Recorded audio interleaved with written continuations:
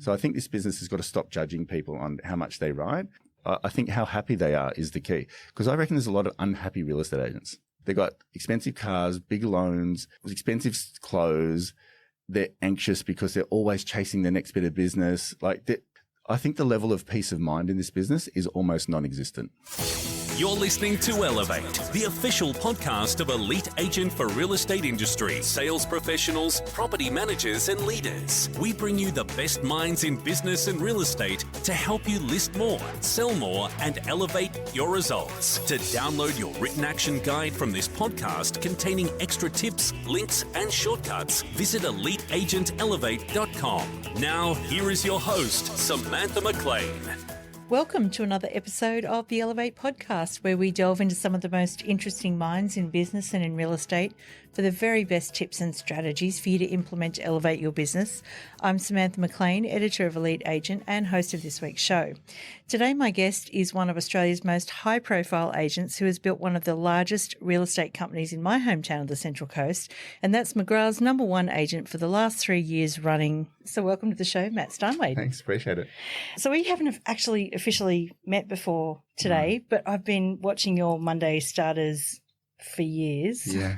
And I got to tell you, they used to make me feel a little bit homesick for the Central Coast. Yeah, like I was just saying to you, I sort of spent a lot of time up there and in Terrigal too. So my family used to own, I don't know if you know it, but on the Esplanade, as you come up, there's a restaurant there beside an old hotel. And I don't know what it's called now, but it used to be called Jardines. Yeah, Jardines. It's Ondas. Now it's a French restaurant. Yeah. Yeah. So that old hotel's now a 60-unit development. Wow. It used to be called the Cobb & Co. Yeah, that's right. Yeah. Old Country Comfort.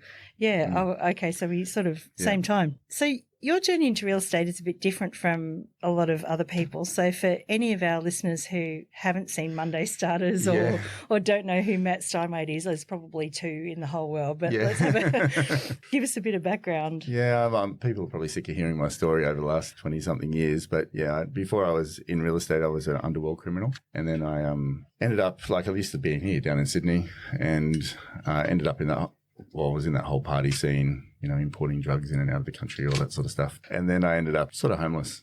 One thing led to another. Just a real abbreviated story. Before I left Sydney, the people I worked for were opening another brothel. They sent me up to Terrigal to go look for girls, basically. So I went up there to the nightclub, met the bikers up there and a couple other people. But one night I met a girl called Karina. Well, that night I met a girl called Karina and another guy called Dino. So I came back to Sydney, and then I was had a couple of contracts taken out in my life. So I rang Dino and said, can you come pick me up? And I literally left Sydney with what I was wearing, and I was living in like this abandoned building. And he put me out the back of his parents' house, and I lived there for 9 months. And I was in a bad way though, like had a massive drug habit. I was not very good. And then I rang an ex-girlfriend and I said to her, what should I do? And she goes, why don't you get into real estate? So I did. I just rang everyone in the Yellow Pages, eventually got a job, worked in real estate, just door knocking. And after about a year of just walking around the streets with no car or anything, I ended up on Australia's Most Wanted, had to go hand myself back in. Fortunately, the judge, she said to me, today, Matt, you should be going to jail for quite a few years. So I had like 14 warrants out for my arrest. But she said, I just see some good in you and I'm going to give you a second chance. I still had to do community service and all of that. But I walked out of the court and I rang Dino and I said to him, I'm going to make a commitment to you. I'm going to become Australia's #1 agent. And that's never left me. I read that somewhere, and you have been like #1 agent for McGrath for the last 3 years, like massively competitive environment there. Yeah. What are some of the non-negotiables that got you there? You can talk about prospecting and you can talk about all these things, but the level of commitment you make is the thing that will take you there. And I think in real estate, there's this, people go, oh, I want to write $1 million or I want to double my business. Like they might be writing $350,000 listening to this, but they have a desire to write more, but their habits don't change too much. It's really hard to double your business. Like it's really hard. And people think they're going to be happier if they do more. But I think that the joy is in the growth, like learning how do you improve what you do every day? How do you get better slowly and surely? And if you take a longer term view, you're going to end up somewhere pretty cool anyway. So I think the commitment is the #1 thing that people lack in this business. Don't try something once or twice and then it falls by the wayside. Yeah. So speaking of commitment, you'd been doing the Monday Starters, I think, since 2014. Yeah. And I used to love that. I used to love the whole. That was sorry, just raising my hands there, because there was always such joy in that on a Monday morning. Yeah. And it came to an end last year. And even though they were super, super, super popular, you said in your last video that you were going to go with your gut instinct and do something different. So what told you it was time to change? 31 minutes is like it's probably taken over. Yeah. Yeah, I just don't have time for everything. I still list and sell every day. So I work with Trev like in a little pod, and we sell probably 250 houses a year between us. That's busy. I'm part owner of the company as well, so that takes time. I've got 6 kids. I'm a single dad, and 31 minutes is growing and growing and growing. So the Monday starters on the beach, as much as I love them, I just don't have time. I've given up surfing now as well. Oh, no. Yeah, I've given up surfing because I spend more time in the gym now. So sometimes you just got to make those choices, what fits in your world, what doesn't, to get you to where you need to go. Yeah. Yeah. So that's why they had to go. Yeah, that's interesting. So if I could just summarize that, you can't just keep adding stuff to your day without give and take. Yeah. I see so many people, and I've been one of them over the years. I think sometimes people feel the busier you are, it's almost like they feel successful because they're busy. I think it's the opposite. I think the more steady you feel, the more successful you become, because you can think, you've got better energy, you're not anxious. Yeah, there's a lot of power in that centeredness. And when life isn't centered, things don't go well. Yeah. Things don't flow properly. Yeah, I have an expression, action drives out thought. If you're always doing. Yeah, totally. Yeah. It's like, so many friends of mine, like, you ring, how you going? I'm so busy. And I was like, I get it. Like, it's like they live in that space. And there's an architect friend of mine who is an amazing architect. When he has a new project, he actually stops working, and he says he needs it to breathe first. I really took a lot from that, because when you have a bit of space around something and it can breathe, you tend to have the right ideas and you have the right impulses. And because success is all about impulses. It's not about creating a business plan. I don't have a business plan. I don't have anything apart from a few things I need to do every day. I know where I need to be.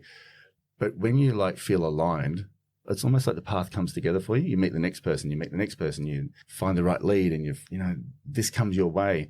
But if you're not in the zone every day, I don't think you'll reach your full potential. Yeah, you don't see those doors opening. No, you don't. You'll burn out. People will feel it. When you're dealing with people and you're in somebody's home, you want to list their house and you're literally just only keeping up, the chance of you listing that property is halved, I reckon. Yeah, absolutely. So tell me about 31 minutes. How did that start? It's because it's grown. It's like a movement now. It is, yeah. I just was changing when I hit 40. I've always had reasonably good genetics. I've never had to try too hard. You don't look a day over fabulous. Yeah, but I've never really had to try too hard. I've always trained and been athletic and things. Yeah. But I saw my body slightly changing, and I was like, whoa, okay, I need to do something about this. But because the days were so full back then, I was like, well, something's got to change. So I started with 30 minutes a day and of just intense cardio. And I'm not a runner, never been a runner. And so I was on the treadmill for years. And then I was like, 30 minutes, what about 31 minutes? Just that extra one. Yeah. That's where it came from. And then now it's like, you can almost adapt to anything. Even with prospecting as an agent, the thing that's really interests me about prospecting is that's what will help you become reasonably successful over time. But as soon as people get busy, they stop it. Yeah, and I don't know why.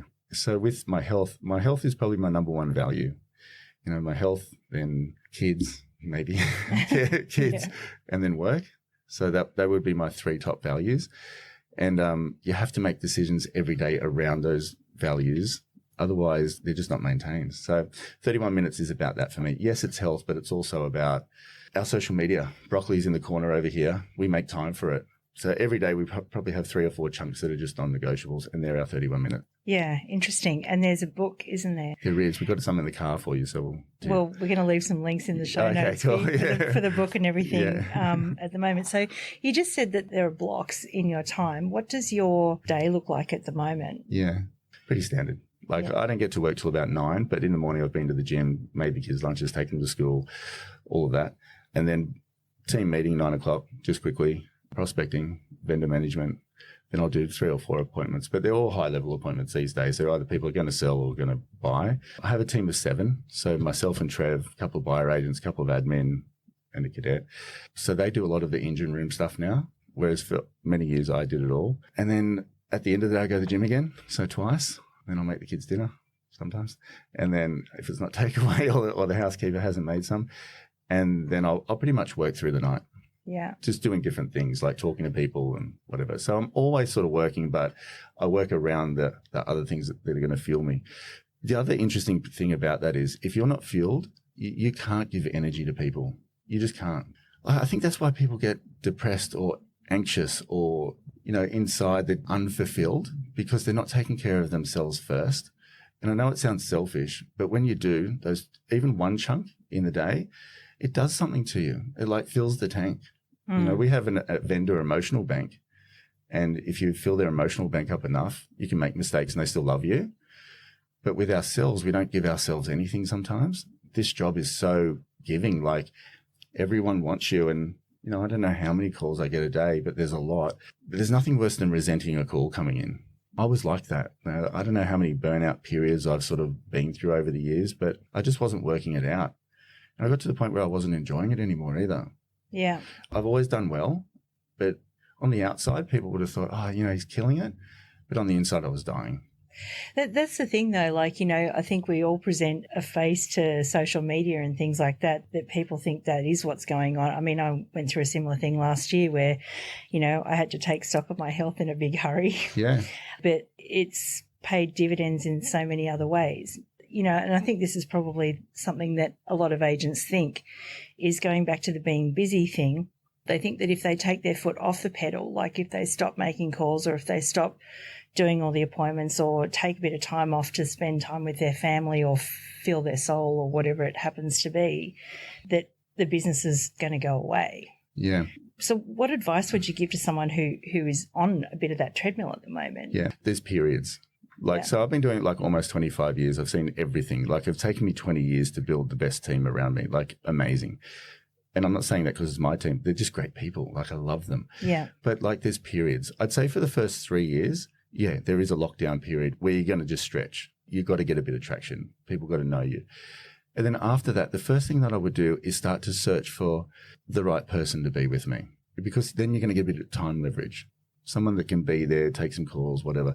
After about 5 years, I think, you can start to design your life a little bit better. In this industry, it's rife. The more you write, the more people think you're fantastic. Yeah. But it's not about that. It's about profit. So if you write 800,000 a year and you run a really lean business and you're making 400 grand a year profit because your expenses are low, you just got you and one other person, got a bit of time leverage, or you live in a great life, that's success.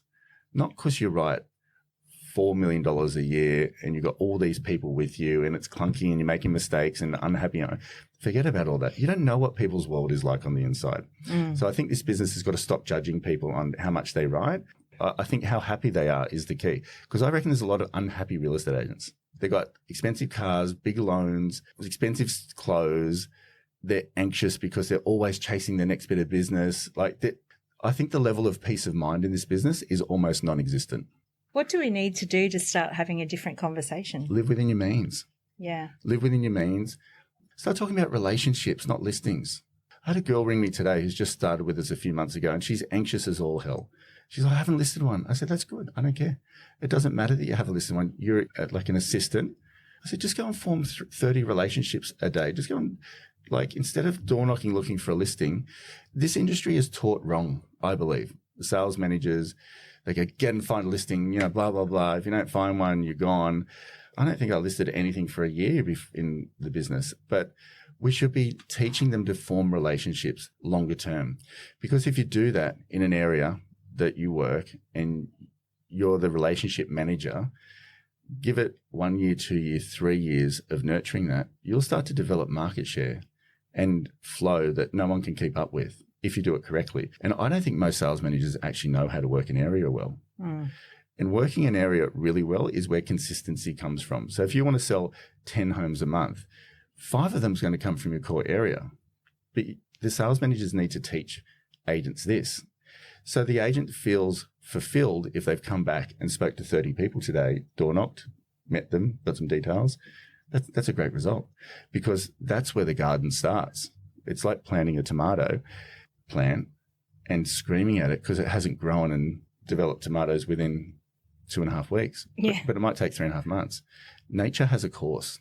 I really believe this. If we started focusing more on relationships, we'd have more successful agents. Yeah, it's true. You can see a lot of examples in nature. I mean, rivers don't run straight. No. They always curve. Curve, yeah. Baby's teeth, look at the timing of it. You know, the kids' teeth fall out and the new one comes through. No one does anything about it. There's a natural flow. I think if we put people first and we taught agents how to actually work an area really, really well, I think we'd have longevity. Real estate has the highest non-retention rate in the world of any profession. Yeah. Why? Because they're not taught properly. Yeah. Do you think there's also a problem with the way that we pay agents, though? In terms of, No, I've never thought about money. I mean, in terms of commission, like I was just talking to an agent who's a salaried agent, and she speaks exactly the same way as you in that it's all about the relationship. But when you're earning commission only, or you're on that debit credit system, which still exists out there, it must be hard to focus on creating relationships when you're not earning any money. Like, do you think that we could be better at? Therein lies the problem. Yeah. Like, it's that pressure around it. You're going to find leads. I'm not saying don't go and find leads. You're going to find them. Yeah. But it's a short-term view, and it creates anxiety, pressure. You know, I don't think people perform well under pressure. Yeah. No, I don't. me neither. Exactly right. It's not a nice feeling. But if we had a system, the Matt Steinwede system is if people follow, I've seen agents like literally go through the roof because they've just slowly followed that over time. It's not because it's my system, but I could see that there's a bit of a format here. I've had market share for most of my career in the area that I work, and it's just consistent. So it's like, is there a problem with the way we pay agents? I'll tell you what the problem is. These agencies which lure agents over at 70% and all this sort of stuff, you can't run a business on that. Yeah. It's craziness. I don't know how many low-cost, high commission paid agencies I've seen come and go over the years, and agents still go there. It just intrigues me. You know, I think you do a good job, the money's going to come. Like I said before, I've never focused on the money ever. I've always focused on how many listings or sales I could make a month. But be real, you know, you only have to make a couple of sales a month to survive in this business. Yeah. There's a lot of opportunity out there. I think it's the proactiveness that will get you there. How many new agents have you seen come into this business and they've been super proactive, and all of a sudden in a year's time they're doing better than some agents that have been in it 20 years? Well, I look at someone like Josh Teslin, you know, who seems to be killing it at the moment. Like, you know, he niched himself down and really knuckled down and made the calls. And see what he needs to learn from here. I saw him speak the other day, and it's interesting to watch, but maintaining that. I've seen many agents go through the roof, and then it turns into almost like a rickety car because it's so busy. Yeah. So he's got to learn the art of maintaining it now. Yeah. Over decades. Yeah, interesting. Yeah. So I've got some questions from Sure. our readers for you. And a lot of them are actually, I'm glad you brought broccoli today. Is it young broccoli? Hello? A lot of them are around him. I guess there's a lot of interest in your social media presence and how you approach content marketing. Yeah. Through the years. You've done some amazing stuff. First question, how many C's really are there in broccoli? Oh, don't ask him. He can't spell. He's going to be a journalist. He's got no idea. That's all right. You can come and work for us for a couple of weeks. We'll teach you. But no, I'm just kidding about that one. How often? One of a kind. How often do you guys discuss content? Like, how often do you guys meet? We work together all day, every day. Every day. Yeah, all day. yeah. So we just go everywhere together. So what time does broccoli kick off of a morning? That's the magic question, isn't it? Well, every single day he's like, the standard question is, he texts me, what time would you like me in the office? It's like, he just works on broccoli time. So when he rocks up, I'm happy with that. Absolutely. What editing programs do you use for your videos? Because you do those Adobe Premiere Pro, that's it. Adobe Premiere Pro. Yeah. Yeah. Nothing else? Just go straight for the top shelf. Yeah. Yeah. Does broccoli have set KPIs? No. Broccoli's KPI is please turn up today. Right. Okay. Yeah. All right. That's a win. With your videos, I'm actually a bit of a fan of some of the stuff that you do. I know it's not everyone's cup of tea, but No. I like the different things that go on in the videos. Do you find that brings engagement on its own, or what would your advice be to really engage followers if you're as an agent? Like, obviously our Instagram isn't massive, but it's growing, and I've always had a bit of a vision around it. Like I personally just don't like real estate talk, so I find it really boring. I couldn't find a property video. No, I don't do any. Yeah. So I don't talk about any real estate. I think I've done it for a long time, and I think you got to do what interests you, but without polarizing people. Yeah. So because of my background and my story and the journey, like I find success interesting, like what makes people successful. And, I think there are things that a lot of people don't see, like energy and law of attraction and how do you improve your life. And so that interests us. So that's why we go in the direction we do. Because I think I've become reasonably good at real estate because of the energy understanding, not just because I have a good listing presentation. Yeah. Some of the things that you talk about are things that your followers are interested in. Yeah, I think so. Once they get to know me. Yeah. And you're very real on social media. As I said, I've been watching your videos for years, and it is like the Gary V authenticity kind of thing. Like if you're having a bad day, you put it out there. I was watching another video where you two are having a bit of an argument or a bit of a disagreement. Every day. Most days. Yeah. Yeah. And some agents are afraid to be authentic and put it all out there like that. What would your advice be on that? It's such a good question. I reckon this is a phenomenal question because building brand on social media, you got to be careful. Yeah. So one, I've already got profiles. So I want agents to understand before they start going and putting up bad days and things on social media. Yeah. I've already got profile. I'm already established. I don't go and rate my agent. I don't do any of that stuff. I don't because I don't want to. I don't need to and I don't want to. It's like if I put a bad day up there, I've already got street cred doing what I do. Yeah. And I think people find it interesting that an agent who's been doing it as long as I have still has bad days. Whereas, there's a young guy that works for me, Jordan Bulmer. He's having difficulty finding his way with his branding on social media because he's got this in his heart what to do. So he'll share some stuff, but then people are like, hey, you don't have any real runs yet. So why would we listen to you? Yeah. So I think you've got to do what interests you, but you've also got to do it in a way that attracts people, like almost endears people to the message that you're sharing. Yeah. Not just like, I'm just going to put this stuff on there on Instagram because that's how I feel. Because it can polarize people. We've taken a long time to even find our vibe on Instagram. Yeah. On the content that people like. And some of it hasn't stick. Some of it people don't like earlier on, especially. But, you got to find your vibe there. I think if you're a real estate agent listening to this and you want to do social media, you must do real estate stuff. Yeah. You must do what you do. It just so happens when I started this stuff, I've been doing it forever. So it's like I had nothing left to prove with real estate. It's like the number one McGrath thing. It doesn't enthuse me anymore. What enthuses me is self-improvement. That's interesting. And that was going to be a question because McGrath is so competitive. I was at the awards night last year and saw you guys get up on stage and in amongst some amazing company, Peter Chauncey and Betty Ockelander and people like that who I'm guessing are chomping at getting your number one title. Yeah, we all write $3-4+ million a year. And they all do. Yeah. There's Peter Chauncey he's so consistent. He's got 90% market share in Narrabeen, sells expensive homes.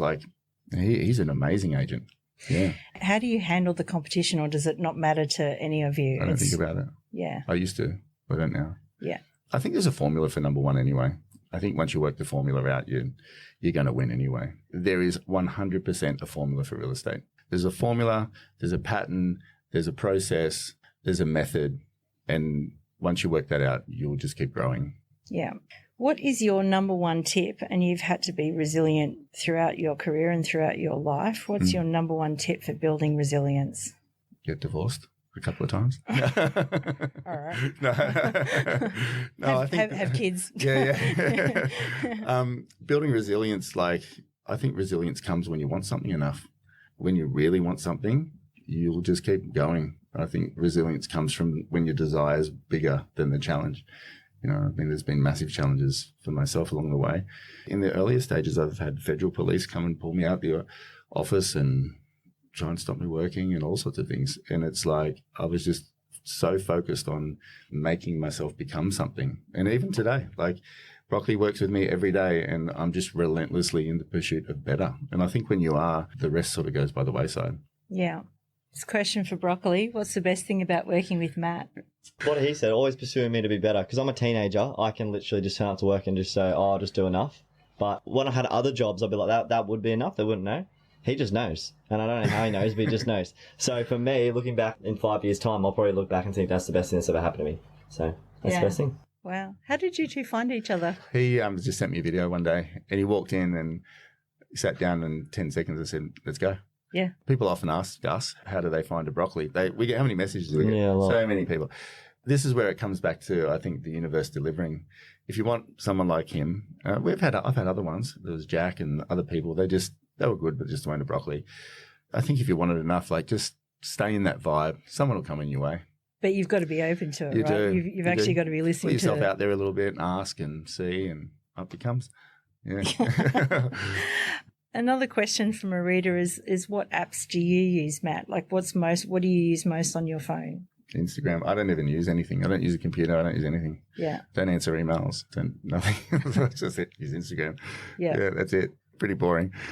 Just on a slightly different tactic, you are a business owner and you also carry a lot of listings still. Yeah. How do you balance leadership with listing and selling? I don't run the business. I don't have anything to do with it. So Jamie does. Yeah. So we've got a couple hundred people that work with us, and he runs the company. Yeah. Got management around him, and yeah. So you don't get involved in any of the leadership angles. A long time ago, he made that decision to run the business, and I don't get in his way. He doesn't get in mine. We check in every day, but he doesn't tell me anything. He doesn't want to. Like, I just have total trust in him. And I think in a business partnership, that's why they don't work. Like, if there's not that deep level of trust there, they just won't work. Is there any advice you would give your younger self? Yeah, I think I was always anxious if it was going to work out or not. If I could give myself advice, it's going to be okay. Well, Matt, I have loved talking to you. Thanks. And I've loved meeting Broccoli. Yeah. And we're going to leave a heap of links in the show notes for 31 minutes and all of that sort of stuff. But Thanks. if there was one thing that you would like people to remember as a result of listening to this podcast, what would it be? I think after all these years, I've learned that the most powerful thing you can have is peace of mind. So just don't spend too much. Don't do things to impress other people. Do things that feel right for you. If you've got peace of mind, you've got power, and then that power will drive your success. I think it's the number one thing. Yeah, and spend that extra 1 minute in the gym. 1 minute in the gym. Yeah. Absolutely. It counts. Matt Steinwede, thank you so much. We hope you enjoyed this episode of Elevate from Elite Agent. To download your written action guide from this podcast containing extra tips, links and shortcuts, visit eliteagentelevate.com.